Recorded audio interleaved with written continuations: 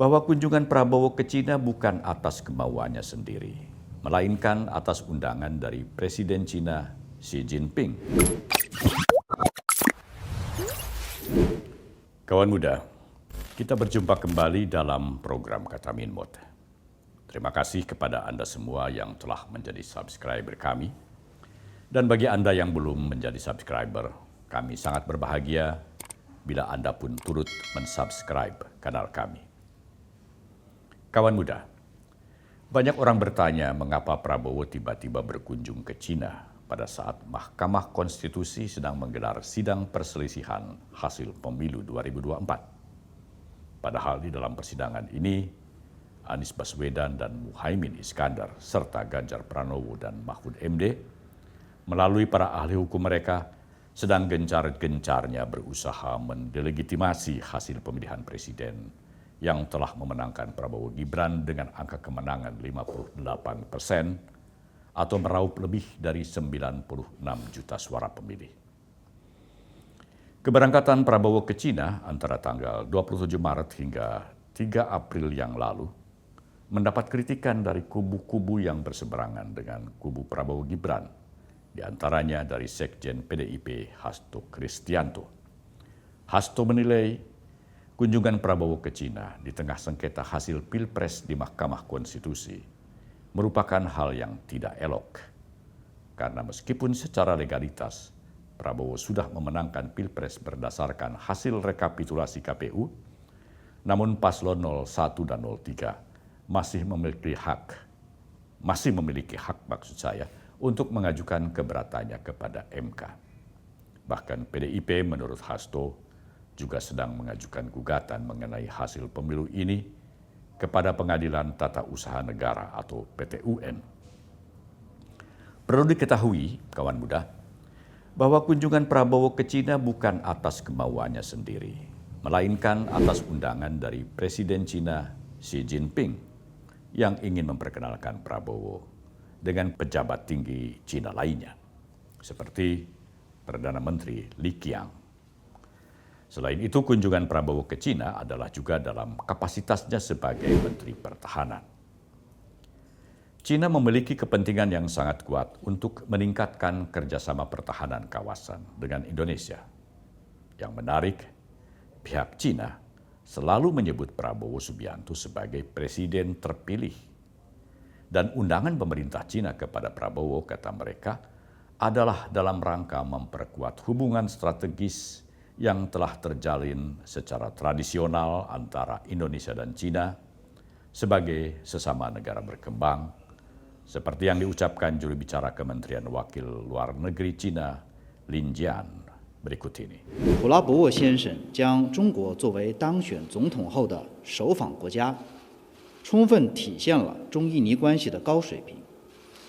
双方将以此访为契机，进一步巩固传统友谊，深化全方位战略合作，推进中印尼发展战略对接，打造发展中大国命运与共、团结协作、共谋发展的典范，为地区和全球的发展注入更多的稳定性和正能量。 Itu tadi keterangan dari juru bicara Kementerian Luar Negeri Cina, Lin Jian, tentang kunjungan Presiden terpilih Prabowo Subianto ke Cina atas undangan pemerintah Cina. Jadi sekali lagi, kalau ada yang bertanya kenapa Prabowo berangkat ke Cina di tengah sengketa Pilpres, jawabannya adalah karena diundang oleh pemerintah Cina dalam kapasitasnya sebagai Menteri Pertahanan. Bahwa pihak Cina menyebut Prabowo sebagai presiden terpilih, itu lantaran mereka sudah mengakui Prabowo sebagai presiden terpilih berdasarkan pengumuman resmi dari Komisi Pemilihan Umum. Penyebutan Prabowo sebagai presiden terpilih juga dilakukan pemerintah negara-negara lainnya yang sudah mengucapkan selamat atas kemenangan Prabowo Gibran. Undangan yang dilayangkan pemerintah Cina kepada Prabowo untuk mengunjungi negara tirai bambu itu juga mengandung arti bahwa negara besar yang sudah lama berhubungan baik dengan Indonesia itu menginginkan agar kegaduhan politik di Indonesia segera berakhir dan Prabowo segera ditetapkan sebagai presiden agar Indonesia bisa segera fokus meningkatkan kerjasamanya dengan China, yang tentunya akan menguntungkan kedua negara.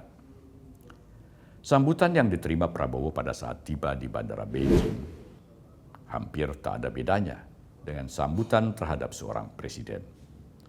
Ia disambut oleh Wakil Menteri Luar Negeri China, Sun Weidong, dan mendapat kalungan bunga dari seorang gadis kecil sebagai ucapan selamat datang. Kemudian dikawal dengan iring-iringan mobil yang cukup panjang.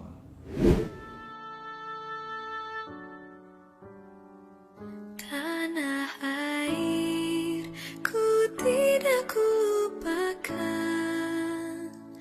kan terkenang selama hidupku.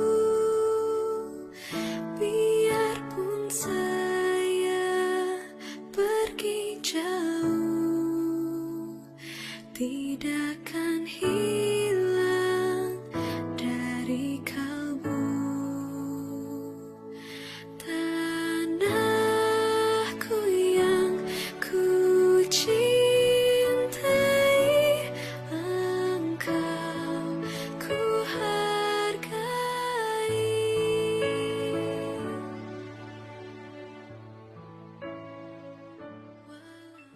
Dalam pertemuannya dengan Presiden China Xi Jinping, Prabowo menyampaikan penghargaannya atas sambutan hangat pemerintah China kepada dirinya dan menyampaikan salam hangat dari Presiden Republik Indonesia, Joko Widodo. Prabowo juga menyampaikan kekagumannya atas kebesaran sejarah China dan pencapaian-pencapaian yang telah dilakukan pemerintah China selama ini. Ia juga mengaku akan melanjutkan pencapaian-pencapaian yang telah dilakukan Presiden Joko Widodo. Kita ikuti pidato lengkap Presiden terpilih Prabowo Subianto dalam pertemuannya dengan Presiden Xi Jinping, seperti yang diunggah akun Instagram TUMGRD berikut ini. I have a big admiration for the history of China and also great admiration for the achievements of the leaders of the People's Republic of China, especially you yourself. For us, we want to learn a lot from the experience of the People's Republic of China. We also have very good relations with your party from the beginning. Once again, I would like to emphasize that I would like to continue the policies of President Joko Widodo. I am determined to use all his achievements as a foundation for my programs.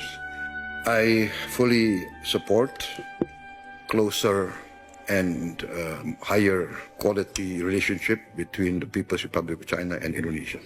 Setelah berkunjung ke Presiden Xi Jinping, Prabowo pun mengunjungi Perdana Menteri China Li Qiang. Kepada Li Qiang, Prabowo menyampaikan keinginan dan harapannya untuk meningkatkan hubungan persahabatan dan kerjasama antara Indonesia dengan China. Acara terakhir Menteri Pertahanan Prabowo Subianto dalam lawatan perdananya di negeri China adalah berkunjung ke Menteri Pertahanan China, Admiral Dong Jun. Prabowo mengucapkan terima kasih atas penerimaan dan keramah tamahan Admiral Dong Jun sebagai tuan rumah dan menyatakan bahwa pihaknya bersedia memperkuat kerjasama pertahanan dengan pihak China serta terus mempromosikan hubungan kerjasama militer kedua negara. Admiral Dong Jun juga menyatakan bahwa pihak militer China bersedia bekerja sama dengan militer Indonesia untuk mengkonsolidasikan kepercayaan strategis mereka, mempromosikan latihan bersama, serta meningkatkan pertukaran personil militer. Sampai di sini dulu kawan muda. Jangan lupa subscribe, like, dan komen. Salam Minmot. Prabowo Gibran, Man of Our Time.